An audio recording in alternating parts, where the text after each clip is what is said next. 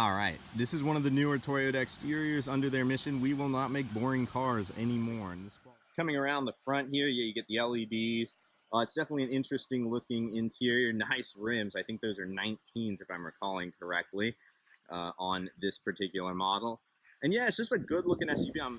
It's conservative, yet I'd say it's handsome. It almost has a, it's kind of the way the Germans are going with that, almost more like raised minivan, hatchback kind of look.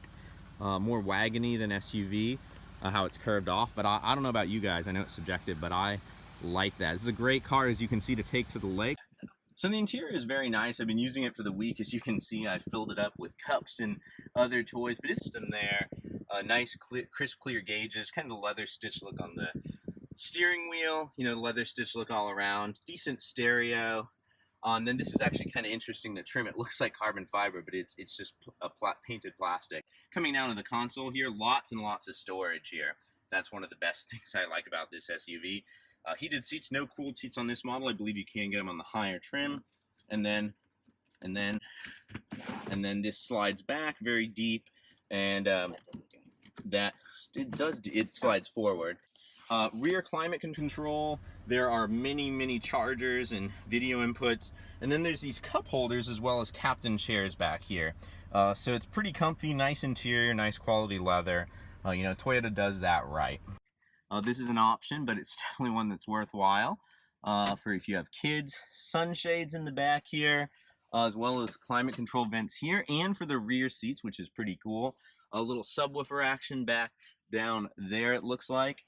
And then, yeah, let me show you. It can store many boxes, as you can tell, it's plenty of storage back there. It's definitely up there with the Pilot, which is, I think, this car's chief competitor, I would argue. What is super nice about this car, though, is I can, like, fold my legs back here, so 2 6-foot people can not only ride back here, but they can ride comfortably. That's awesome. Some of the self-driving tech on this car is pretty cool. There's voice control, which, again, you'd rather use Siri, the Android voice system. There are volume controls, radio controls. It's kind of weird. You have to hold this to mute. I would have thought like an extra mute button wouldn't hurt, but that's kind of being nitpicky.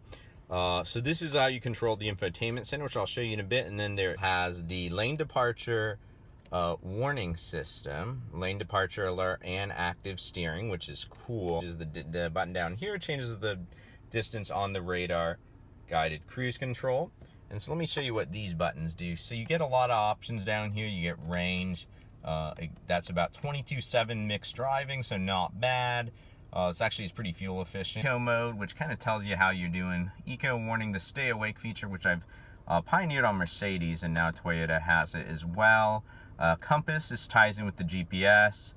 Your radio features, this is kind of cool if you have the cruise control on. It shows the cars in front of you, and like the radar guided system, and then if you change the distance, you can set that there. And there's a, you know, start stop, how much time it saved you, if there's any messages. And then this is all the safety tech, which there's quite a lot of here. Toyota's kind of doing great work there. Pop-up display, I thought that was a head-up display, but this is just if you have your nav on. This blue gauges here, the rear climate control is fully controllable from up here, temperature and on off, and then everything else is controlled back there. Which is nice. Good climate control system, keeps the car nice and cool even in this Texas heat. As you can see, first thing in the morning, it's 84 degrees. So I'm not going to talk about driving dynamics on this guy as much as I normally do because it's a big SUV. If that's something you care about, let me just briefly touch on it. Driving dynamics wise, in this class, it's probably Mazda CX-9. Honda Pilot just barely inches this out. That's subjective though. It just seems to have a little bit tighter steering, and it has you can do some more sport functions, whereas here you can only do a sport function on the transmission, so that's kind of a bummer. But it's good. The engine's good. It's not, I'm gonna say fast or powerful, but for this class of SUV, it is both of those things. You know, it definitely has some good pickup and go, and you know, I was able to do 100 when I was able to legally do that places. The steering is, you know, pretty good, basically equal with the Honda, might be a little lighter. The Mazda is more like their German competitors, you know, the Audi or the BMW, the Mazda steering, you know. So what Toyota does with this is they're competing really with Honda, the way I see it, and maybe Hyundai, you know, now. I don't know what And then as the Americans go, I guess this it's not quite like up there with the Expedition, maybe the Ford Explorer. It's in kind of a unique class, I think, but people always tell me, you know, competitors, let me know in the comments, competitors I'm not thinking of. I've probably driven them, I'm just not thinking of them right now. Lots of space, pretty much equal to the Pilot. The back entry is actually kind of nice because it has more space than the Mazda. It's about equal to the Pilot, you know, just getting stuff in there, and it has the third row. Pretty spacious seats because the middle ones slide forward and back. Of course, it's Toyota, so the interior is finished, you know, very nicely, nice leather, you know, nice plastics.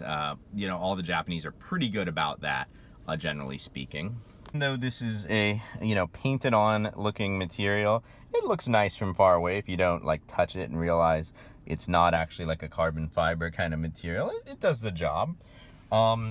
Coming down here, even though this one doesn't have all-wheel drive, it does have stability control in a snow mode, which is kind of nice on a front-wheel drive SUV. I wouldn't want to get stuck where I needed my back wheels to push me out. But, you know, it does have a snow mode, which helps, you know, reduce getting stuck in the snow if your front wheels can dig you out. Gorgeous storage in there. Multiple chargers, a cigarette port. Very smart adaptive cup holders down here, so they can go bigger or smaller, or you can just take it out altogether if you want to go really big. Sport mode I was talking about down there. Nice seats, you know, the kind of this pattern in there is nice with the stitching. Again, Toyota does nice interiors. Also a nice feature on this guy that you don't see on some SUVs here, not a heated steering wheel on this particular model, maybe you can get it, but there is a heated windscreen in addition to the heated rear window. All these SUVs win. There's storage here, more cup holders down here, sorry for the beeping, more storage here, the big console, you know, and the big huge glove box, as well as the storage here. Nice beefy glove box. The manuals take up only about a quarter of it. So that is a win on this car. All the versatility, which you'd expect on a big SUV.